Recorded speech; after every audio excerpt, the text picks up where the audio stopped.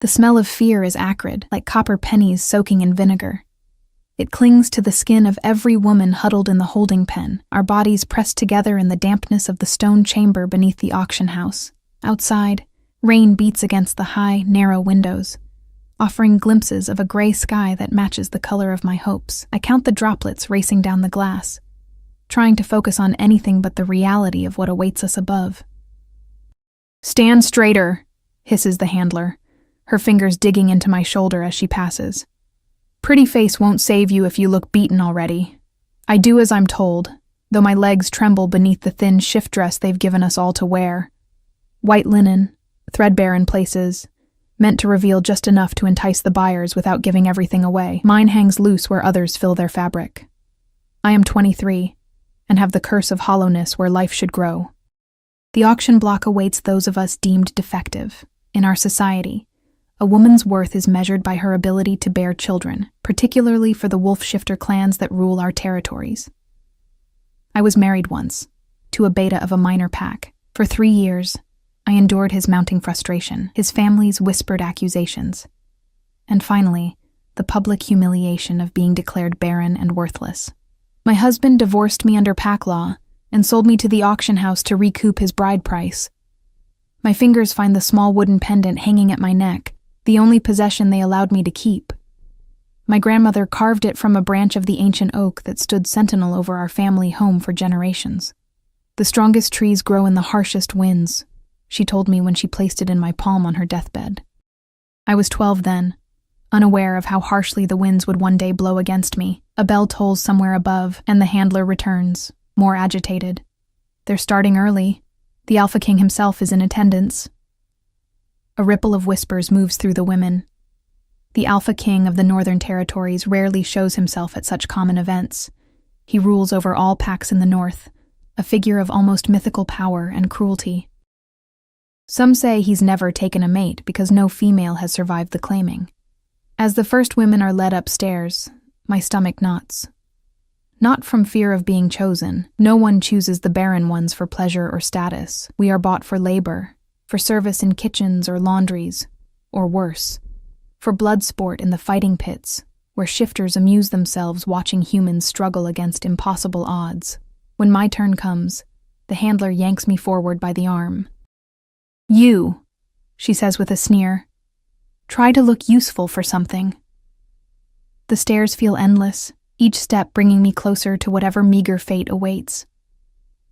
I clutch my grandmother's pendant, its edges worn smooth by years of worried fingers before mine.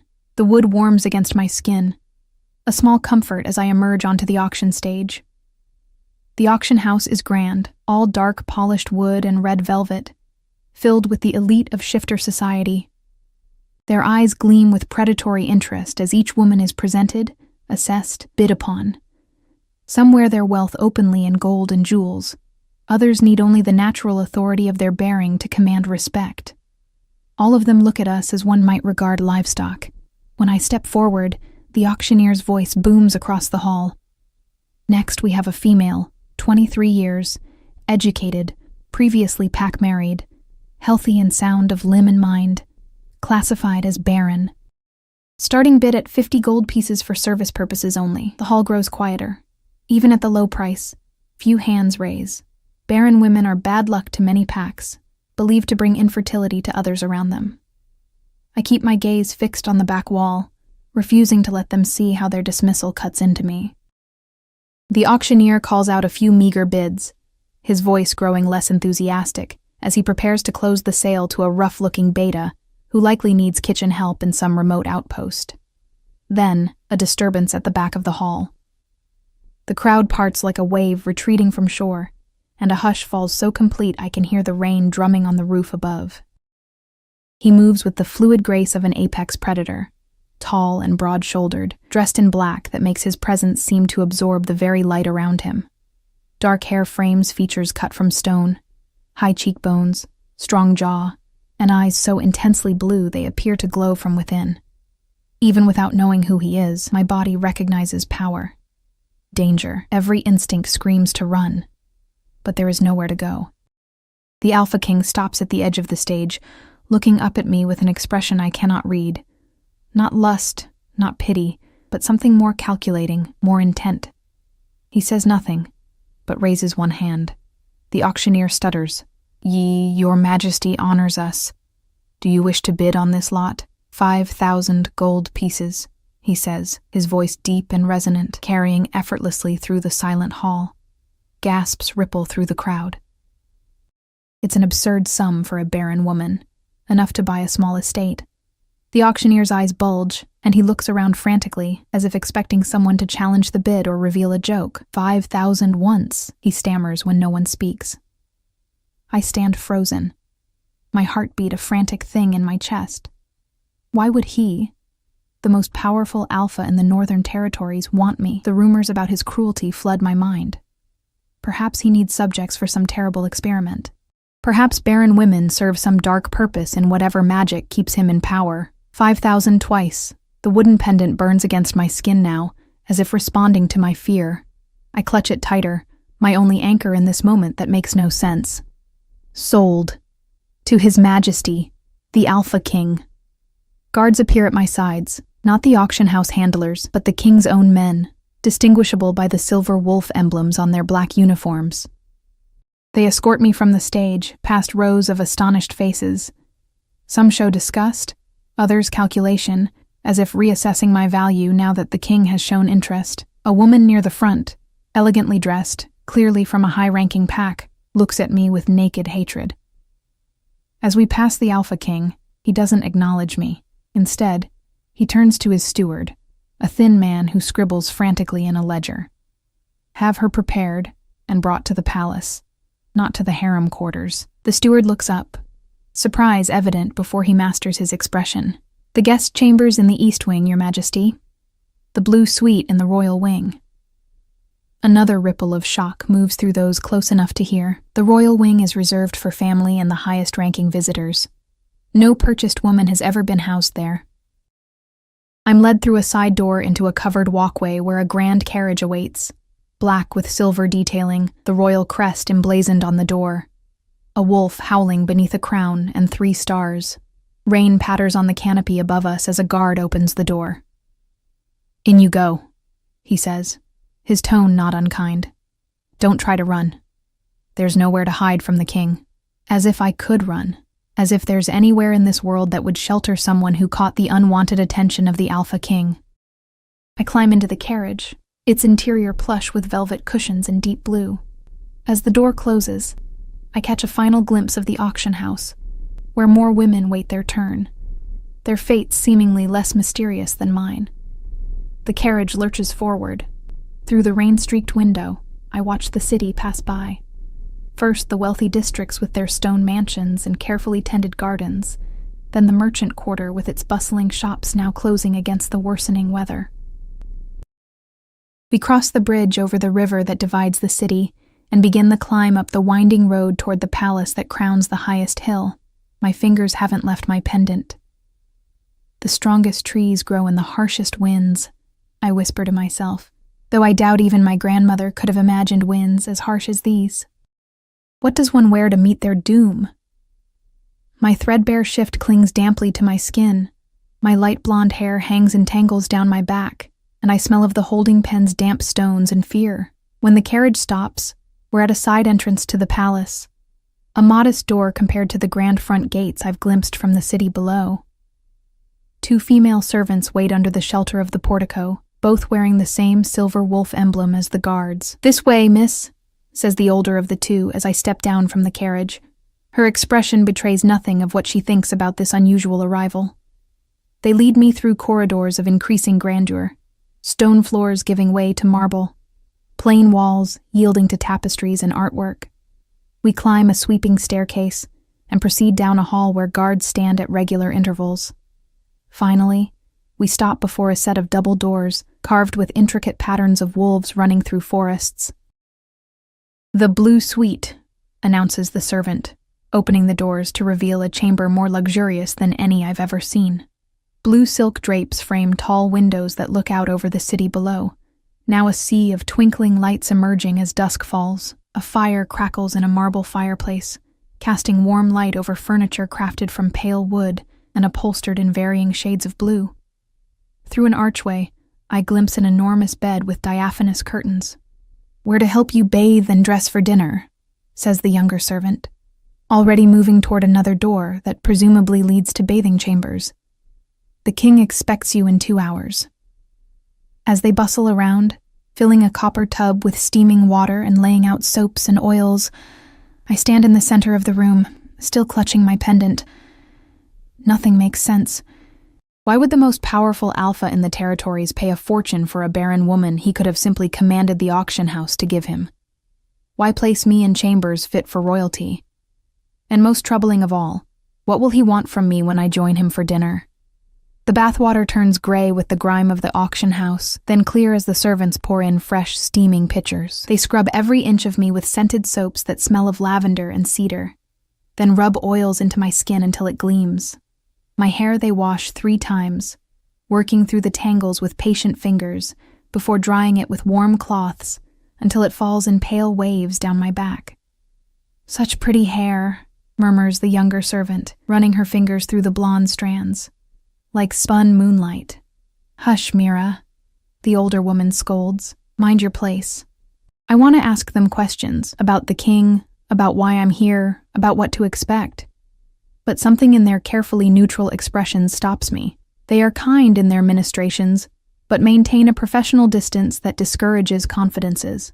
From a wardrobe come undergarments of fine silk, softer than anything I've ever worn, followed by a gown of deep midnight blue that seems to shimmer with tiny points of light, like stars against the night sky. It fits perfectly, as if made for me. "Did you know I was coming?" I finally ask, as the older woman fastens pearl buttons up the back of the gown. Her hands pause momentarily. "The king sent word ahead while you were en route. We were told to prepare chambers and suitable attire, but how did he know my size, my coloring?" She resumes her work with the buttons. "His Majesty sees many things others do not." A cryptic answer that explains nothing yet somehow chills me. What else has he seen about me? What does he know?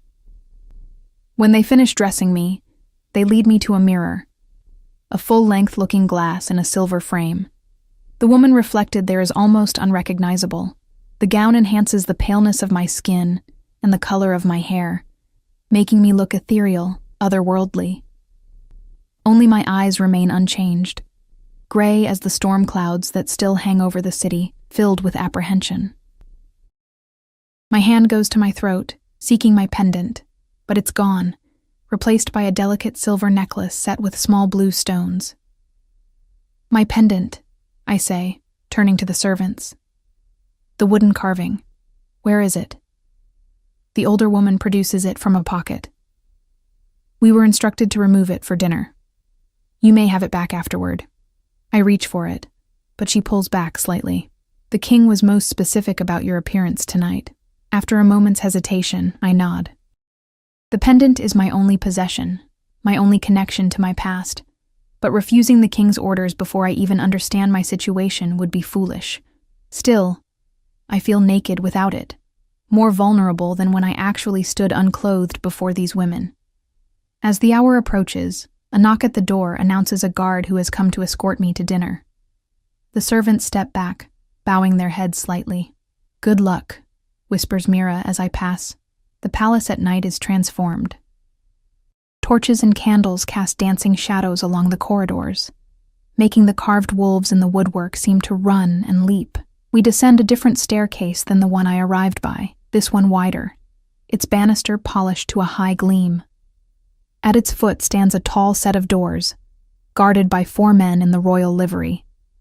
They open the doors without a word, revealing not the grand dining hall I expected, but a smaller, more intimate chamber. A table set for 2 occupies the center of the room, lit by candelabras that cast a warm glow over fine china and crystal. One wall is entirely glass, offering a panoramic view of the city below, and the mountains beyond, now silvered by a moon that has emerged from the clearing storm. The Alpha King stands at the window, his back to me, hands clasped behind him. He has changed from the severe black he wore at the auction into formal evening attire.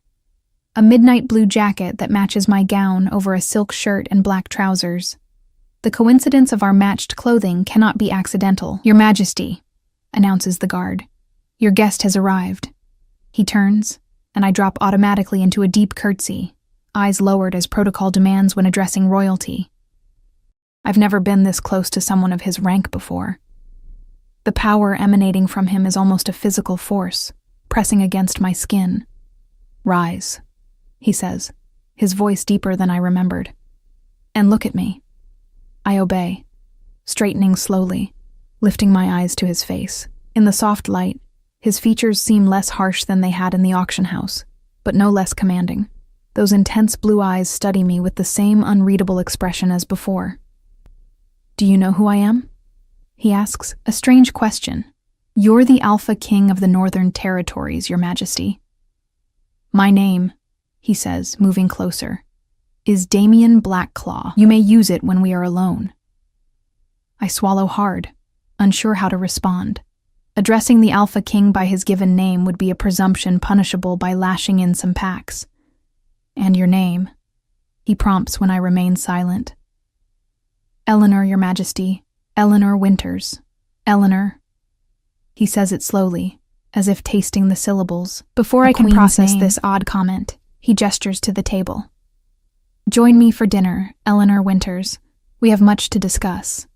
A servant appears as if conjured from the shadows to hold my chair. The Alpha King, Damien, seats himself across from me, close enough that I can see flecks of silver in his blue eyes. More servants materialize, pouring wine and serving the first course. A delicate soup that smells of herbs and summer vegetables. You must be wondering why you're here, he says after I've taken a few hesitant sips. Yes, Your Majesty. Damien, he corrects. I couldn't possibly. You can, and you will. His tone brooks no argument, though it remains conversational. I dislike formality in private settings. I nod, taking a larger sip of wine than intended. The vintage is exquisite, nothing like the watered-down ale that was the best my former husband's household could afford. I imagine you've heard stories about me, he continues, watching me over the rim of his own glass. Some, I admit cautiously. A corner of his mouth lifts in what might be amusement. And do you believe them? The tales of cruelty and dark magic? I don't know what to believe, Your Damien. Good. Skepticism is wise. He sets down his glass. Most of what you've heard is fiction, invented by those who fear what they don't understand. Some is based on necessary actions taken to protect my territories. A very small portion might be considered truth. The second course arrives, roasted quail with glazed root vegetables. I've never tasted anything so rich, but my appetite is diminished by tension. You haven't asked the most important question, he says after we've eaten in silence for several minutes. Which is, why I bought you. The directness of his statement makes me flinch. However luxurious my surroundings, however civil this dinner, the fundamental truth remains. I am his property, purchased at auction. I assumed you would tell me when you wished me to know. He studies me, head slightly tilted. Cautious, diplomatic. You were wasted on that fool Raylan Beck. I nearly drop my fork. You know my former husband? I make it my business to know all the packs under my rule, especially those whose actions interest me. He takes another sip of wine. Raylan Beck is ambitious but short-sighted. When he divorced you for barrenness without proper investigation, it caught my attention. My cheeks burn with humiliation. Having my greatest shame discussed so casually over dinner by the Alpha King himself is almost unbearable. Proper investigation? I manage to ask. Pack law requires a minimum of 5 years and examination by 3 separate healers before a barrenness claim can be validated, he says matter-of-factly. Beck waited barely 3 years and consulted only his pack's healer, who is, incidentally, his cousin, and stands to benefit from his remarriage to a daughter of the Western packs. The information strikes like physical blows. I had trusted Raylan when he told me all proper procedures had been followed, that my condition was beyond doubt. I see you were not aware, Damien observes. Another mark against him. It wouldn't have changed anything, I say quietly. I failed to conceive. The timeline and number of healers wouldn't alter that fact. Damien sets down his utensils with deliberate care. Wouldn't it? Tell me, Eleanor, did the healer examine both you and your husband? I frown. trying to remember those humiliating sessions. No. Raylan said there was no need. His virility was proven by a child he fathered before our marriage. A child who died in infancy, whose mother also failed to conceive again before dying of fever, Damien says, his tone hardening, a pattern any competent healer would recognize as suspicious. My mind reels. What is he suggesting? The problem, Eleanor Winters, was never with you. His blue eyes hold mine, intense and unwavering. Your husband is the barren one. He carries a bloodline defect that manifests after the first conception, rendering him incapable of fathering healthy children thereafter. His family has hidden this for generations, through convenient remarriages and strategic accusations. The room seems to tilt around me. 3 years of self-hatred, of questioning my worth as a woman, of enduring pitying looks and cruel whispers, all based on a lie? How do you know this? I whisper. I have access to records going back centuries. The pattern is clear to those who know how to read it. He pauses. And I had you examined while you slept during the journey here. My royal healer confirmed what I suspected. You are perfectly capable of bearing children. A fresh wave of shock washes over me. You had me examined without my knowledge or consent? For the first time, Damien looks slightly uncomfortable. A necessity I'm not proud of, but one that confirms you were gravely wronged. You have grounds for a formal complaint against the Beck Pack that would result in substantial compensation. Is that why you purchased me? To use me in some political move against a minor pack? The idea is almost more insulting than being bought for service. No, he says firmly. That is merely a peripheral benefit I'm offering you. My reasons are more personal. The third course arrives, a sweet pastry with forest berries. But I can't bring myself to touch it. My mind is too busy processing revelations that upend everything I've believed about myself. What personal interest could the Alpha King possibly have in me? I finally ask. Damien regards me thoughtfully. Have you heard of the Alpha's intuition? The ability to sense a true mate. It's said to be rare, even among Alphas. He nods. More than rare. It manifests perhaps once a century, if that. My grandfather had it, as do I. The implication hangs in the air between us, too enormous to grasp. That's impossible, I say flatly. True mates are born to complement each other. An Alpha King would never be mated to someone like me.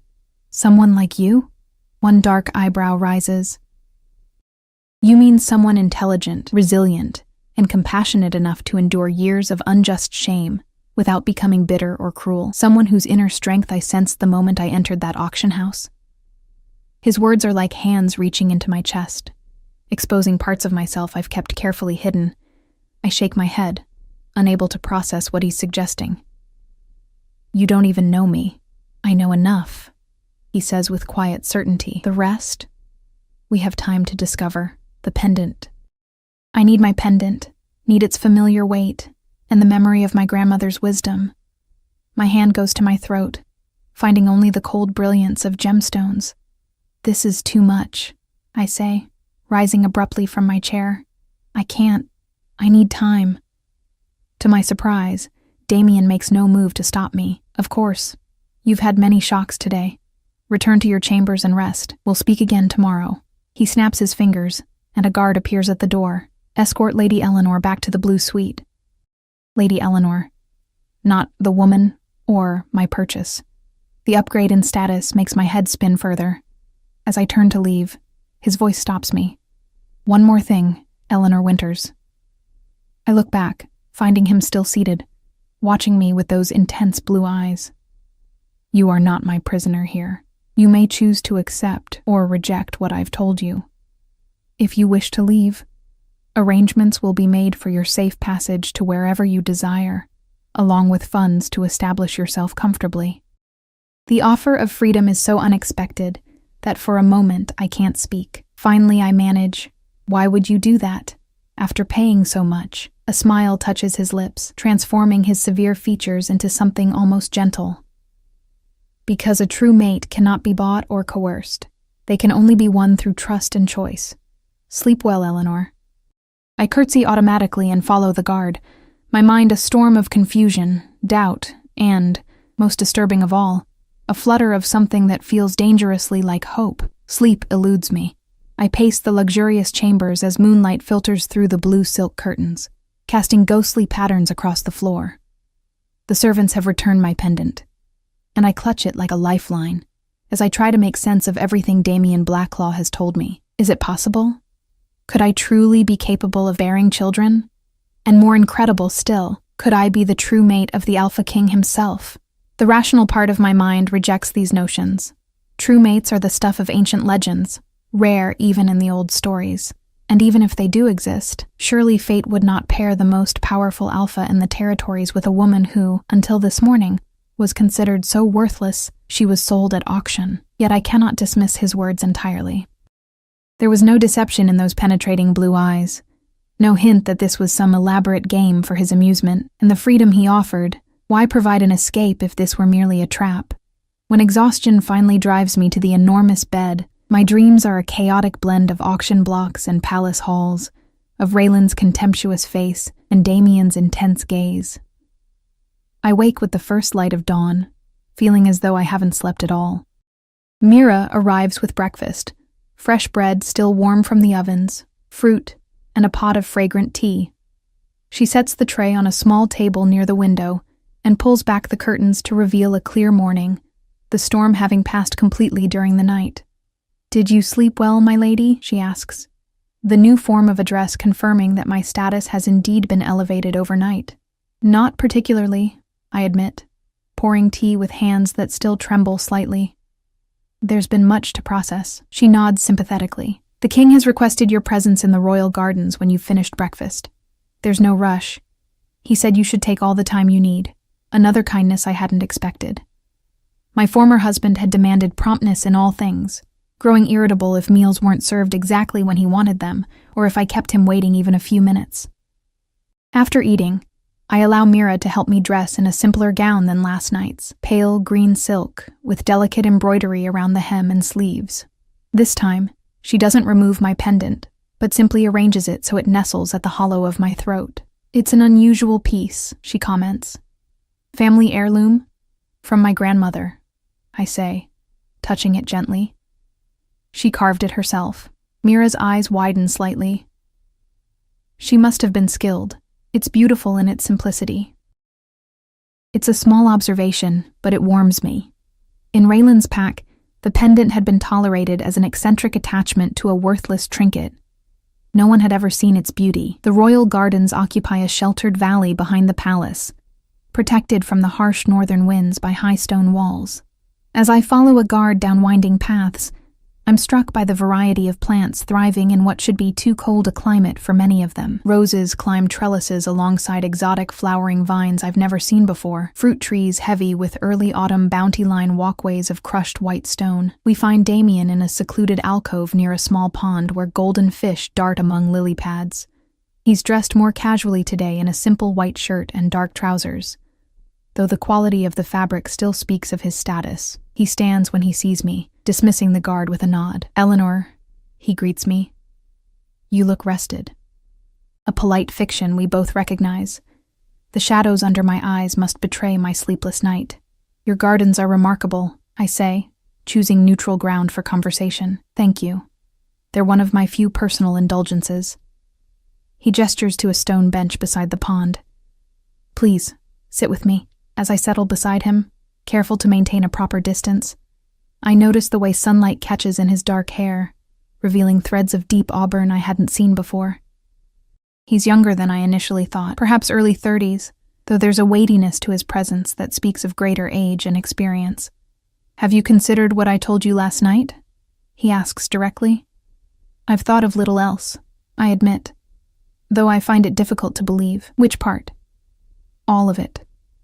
I turn slightly to face him, that I'm not Barren, that my husband lied, that you would pay such a sum for me based on intuition. Damien nods, accepting my skepticism. "I understand your doubts. Trust is not easily given after betrayal." "It's not just about trust," I say, my fingers finding my pendant again. "It's about making sense of something that seems impossible. Sometimes the impossible is merely the improbable," he says, his gaze moving to the pendant. "May I?" After a moment's hesitation, I lift the cord over my head and place the wooden carving in his palm. He examines it carefully, tracing the simple curves with one finger. "Oak," he says. "Very old, and carved with love. My grandmother made it. She said, 'The strongest trees grow in the harshest winds,'" he finishes. I stare at him, stunned. "How could you know that?" A smile touches his lips, because my grandfather said the same to my grandmother when he gave her a similar pendant. It's an ancient saying among those with the old blood. Old blood? The original shifter lineages, from before the territories were divided.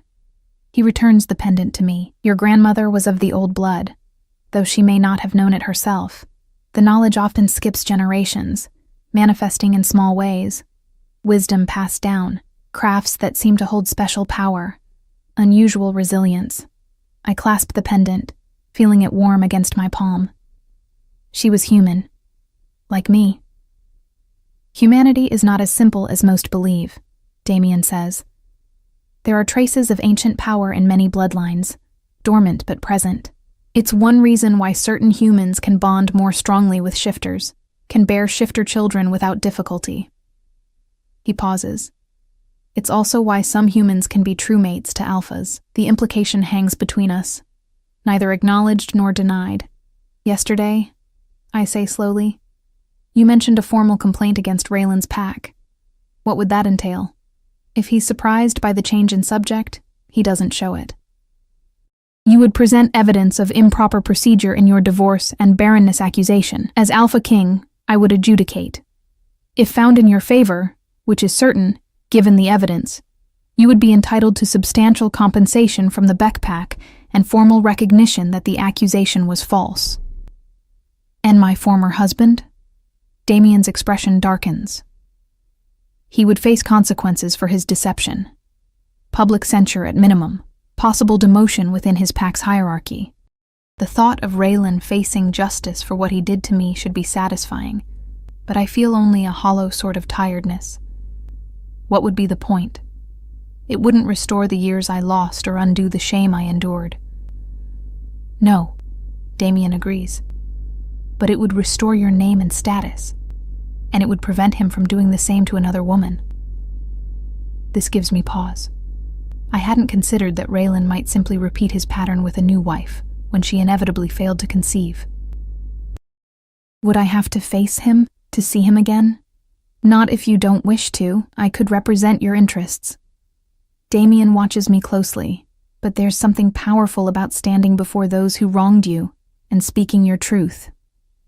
I think of Raylan's family, his mother who whispered behind my back, his sisters who excluded me from pack gatherings, his father who looked through me as if I were invisible. The thought of facing them makes my stomach clench, but there's also a flicker of something else, a desire to be seen, to be vindicated.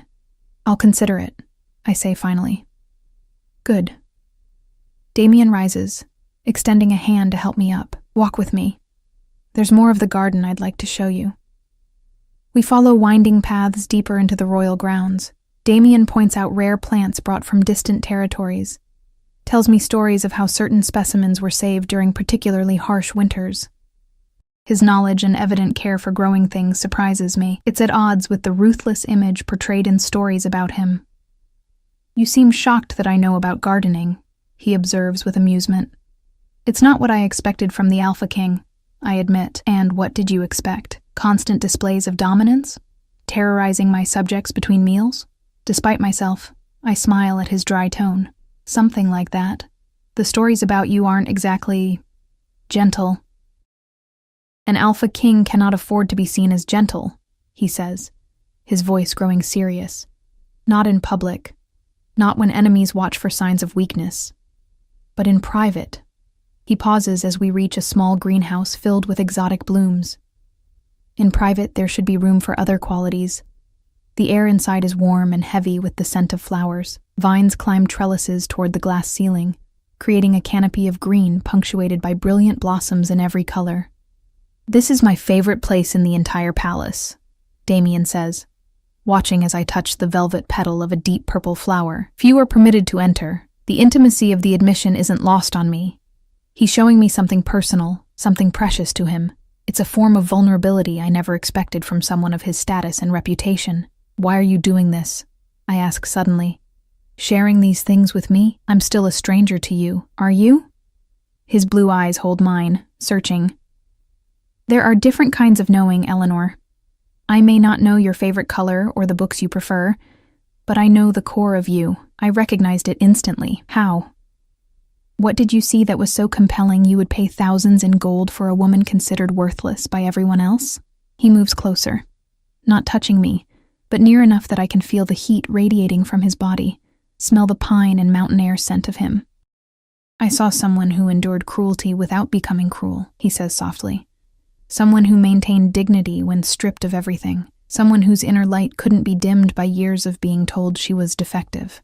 His hand rises, hesitating near my face but not quite touching.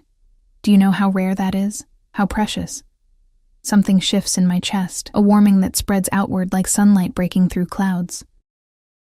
No one has ever seen me this way, looked past surface judgments to find value in who I truly am.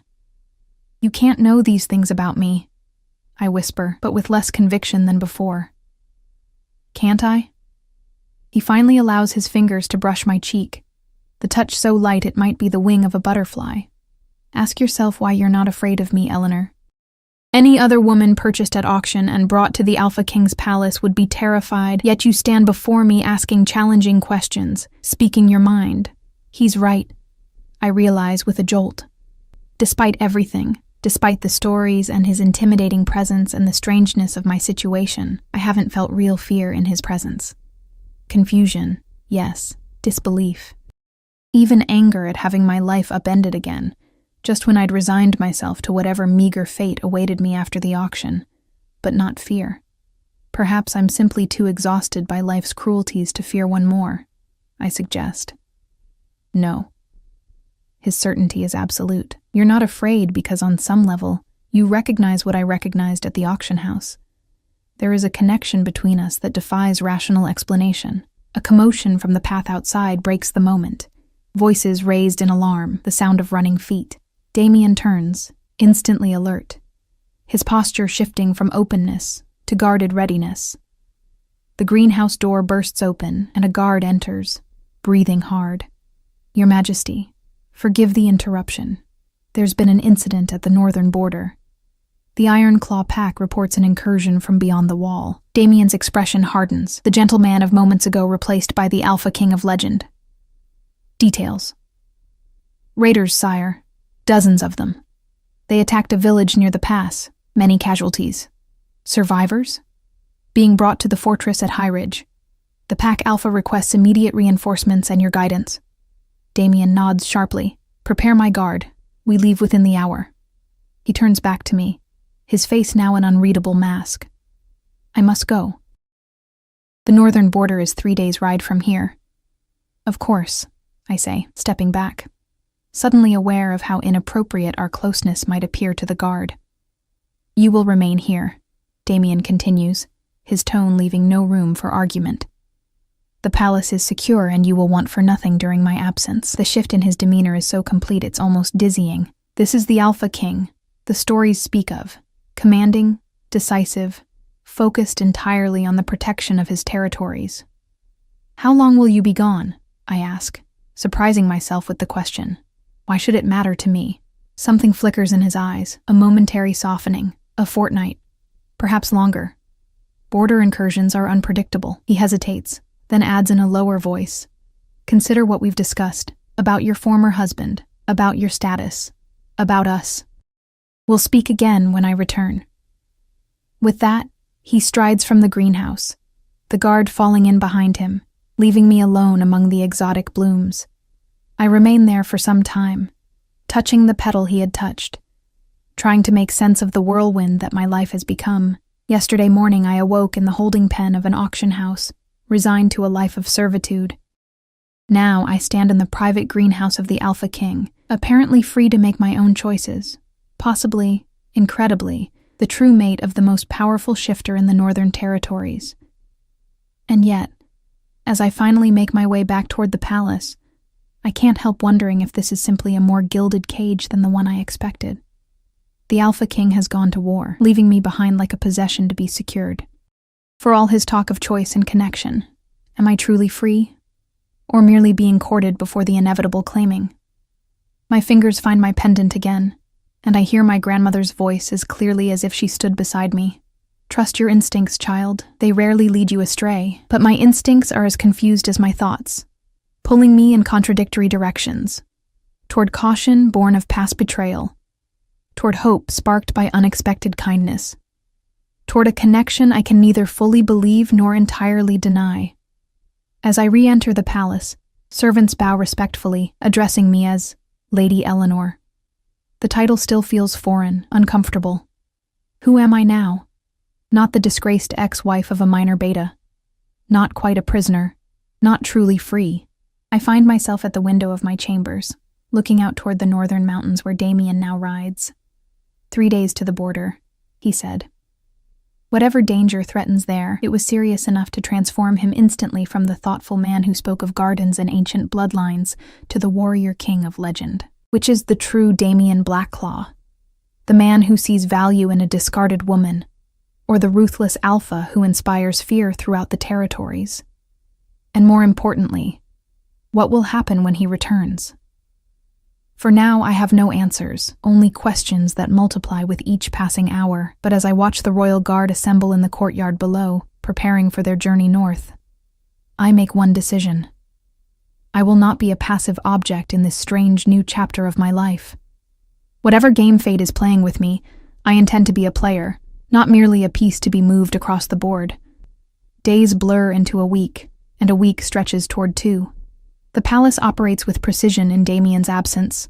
Servants attend to my needs, guards patrol the corridors, and court officials continue their administrative duties.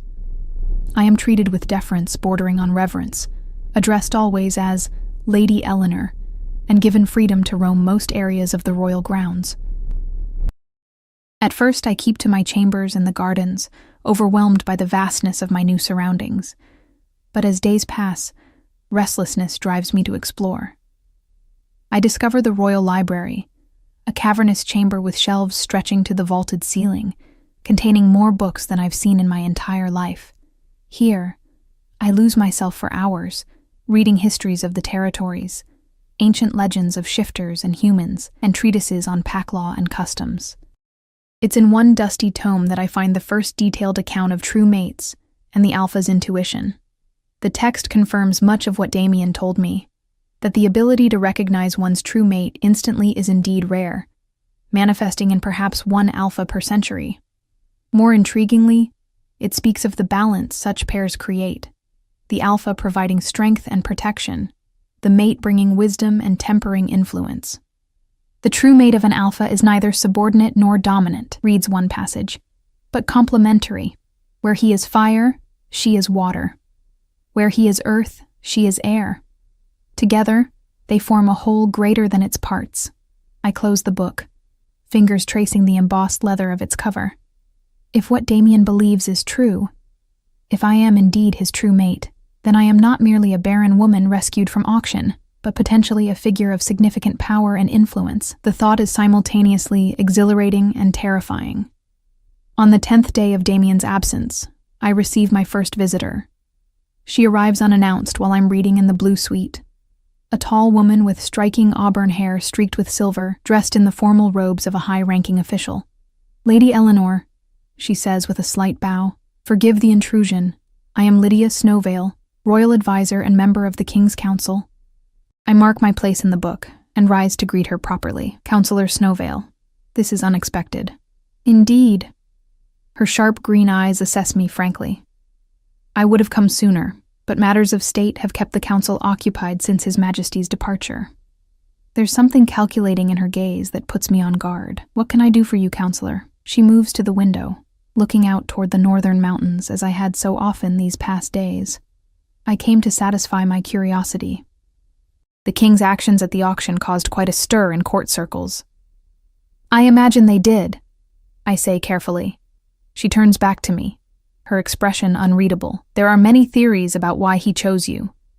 Some believe it's a political move against the Western Pax. Others suggest more carnal motives.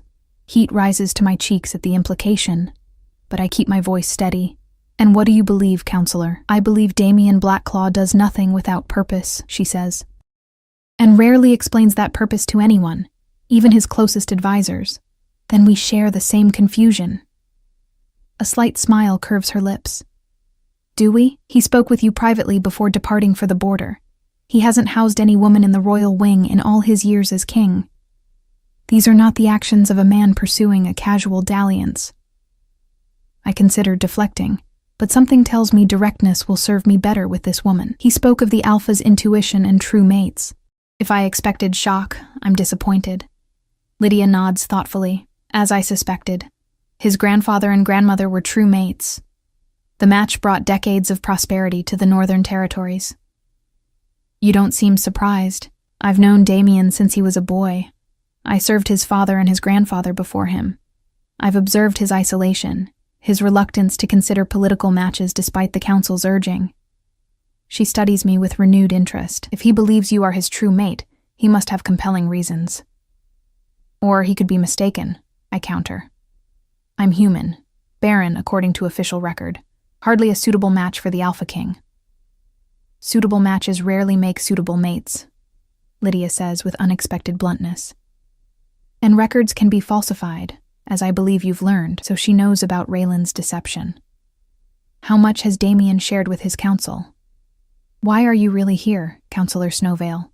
I ask directly. She approaches, stopping a respectful distance away. To warn you that not everyone at court will be as accepting of your presence as I am. The king's enemies, and he has many, will see you as either a tool to use against him or a threat to eliminate. A chill runs through me. Enemies?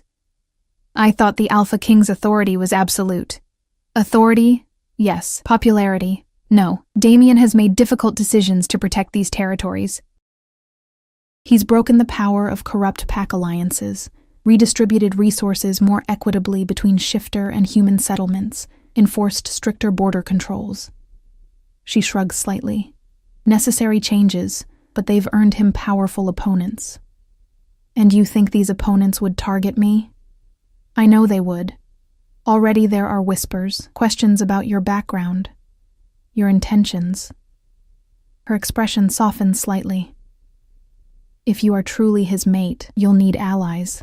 I can be one, if you prove worthy of him. Before I can respond to this conditional offer, a commotion in the corridor outside draws our attention. The door opens without a knock, and a guard enters, breathing hard. My ladies, he says with a hasty bow. Riders from the north. The king returns. Lydia's eyebrows rise in surprise. So soon? We weren't expecting him for at least another week. The situation at the border was resolved more quickly than anticipated, the guard explains. His Majesty rides ahead of the main force.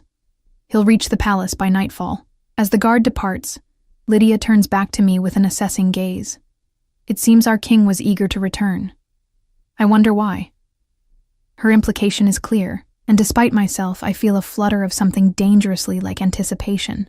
Damien is returning, riding ahead of his troops, pushing hard to reach the palace days earlier than expected. Thank you for your candor, counselor, I say, choosing not to address her insinuation. She inclines her head. We will speak again, Lady Eleanor.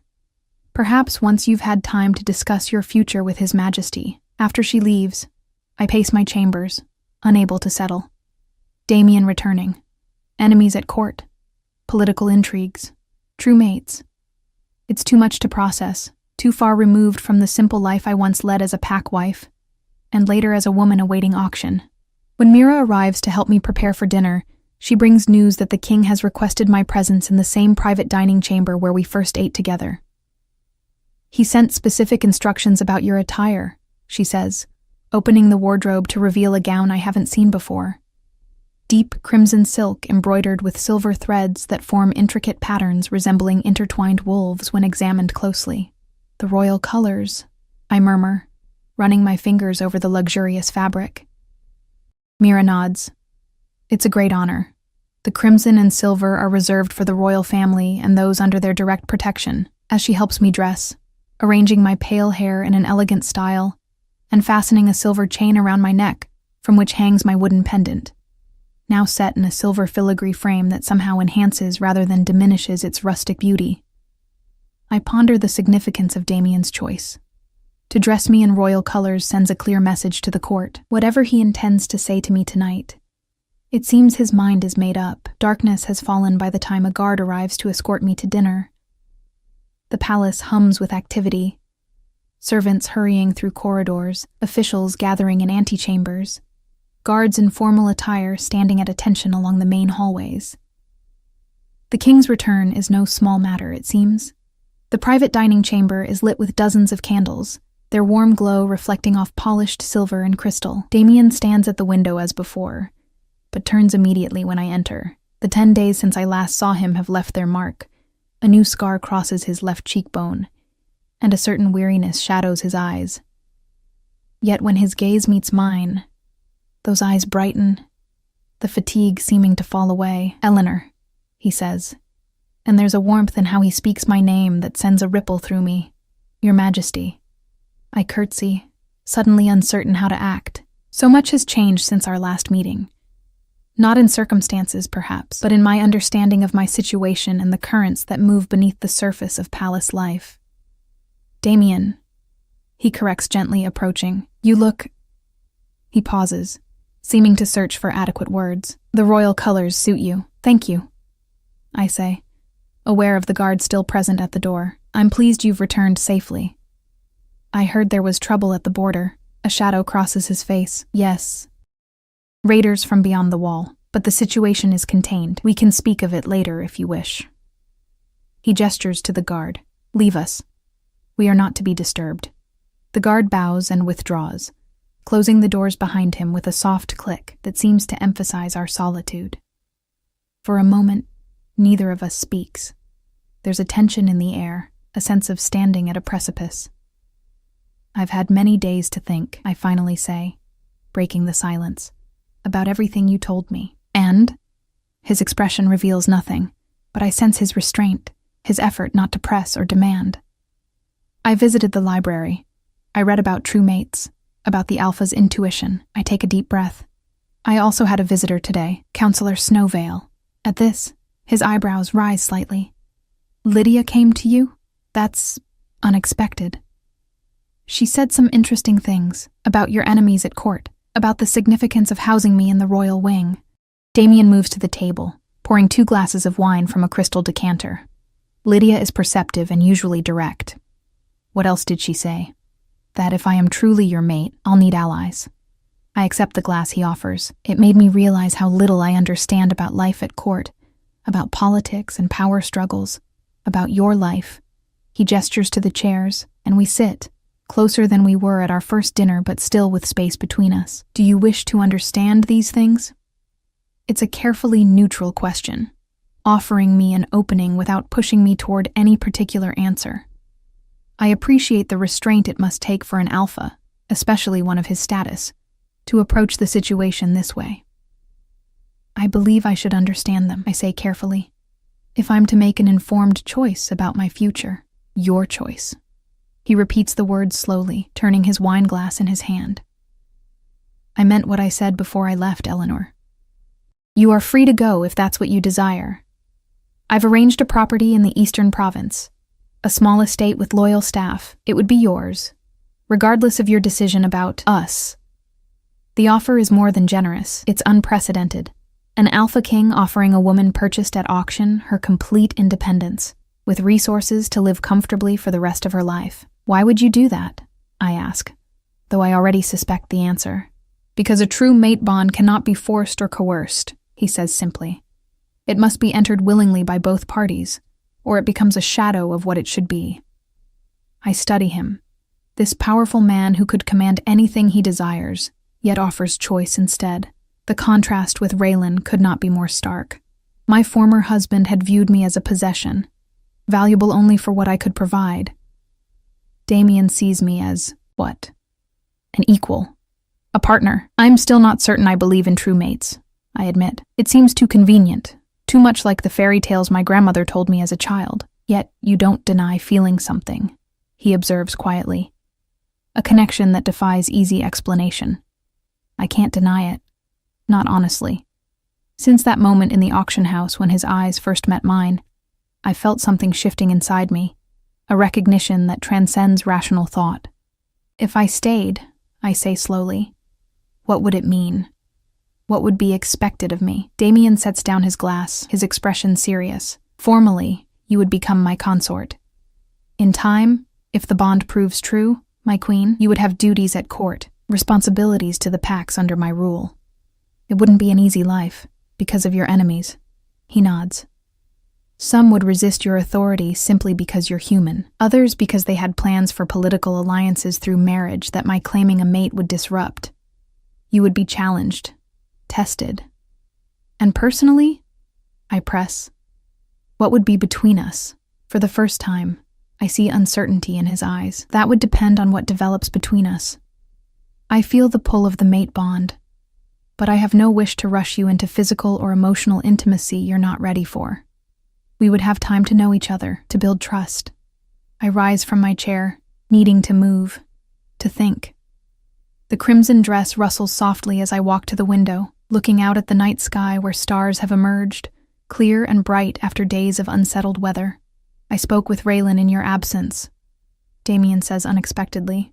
I turn sharply. What? I sent messengers to bring him to a border outpost while I was dealing with the raiders.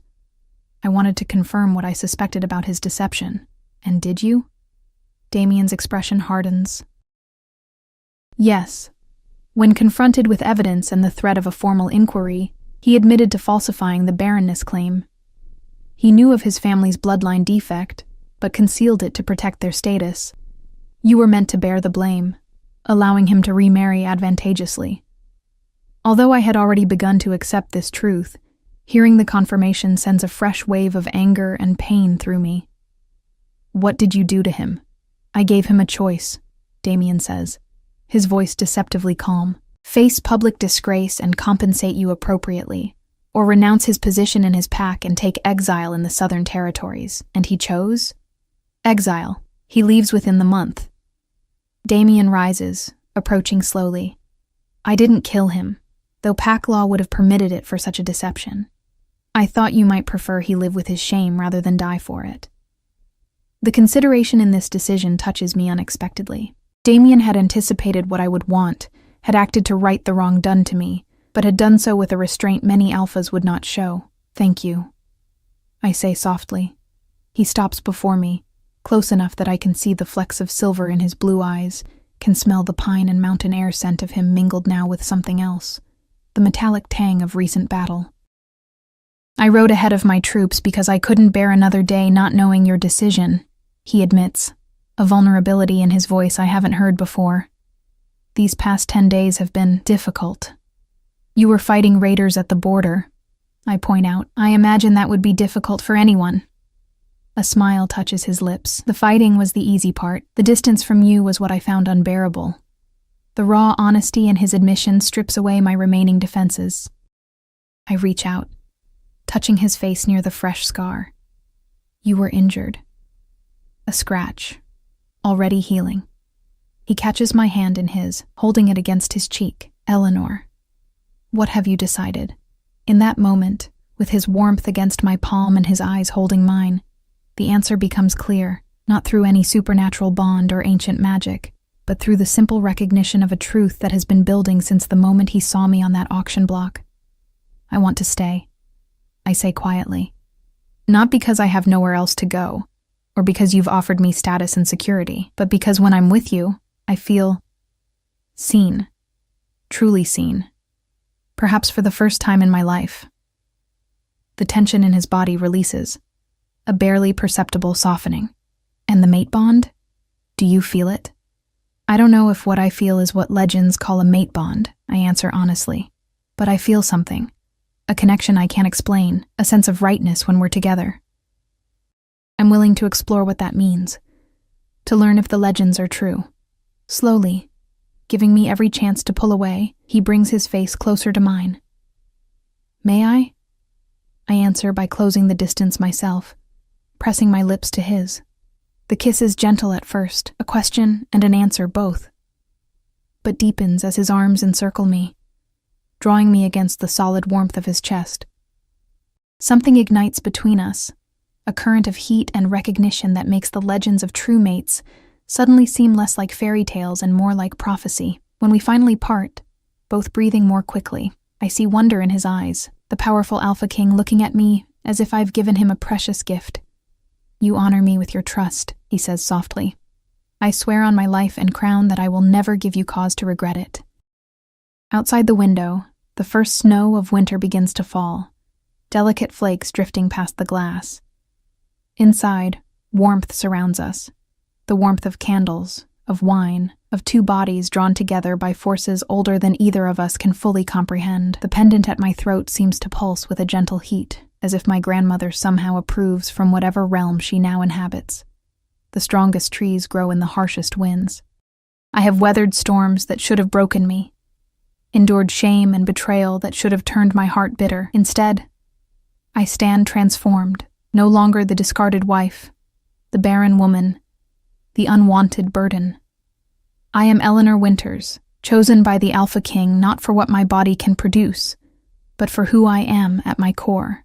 Whatever challenges await us, whatever enemies lurk at court, whatever tests our unusual bond must face, we will meet them together. And for the first time since my grandmother placed her carved pendant in my small hand, I feel not just strong, but truly seen, truly valued, truly home.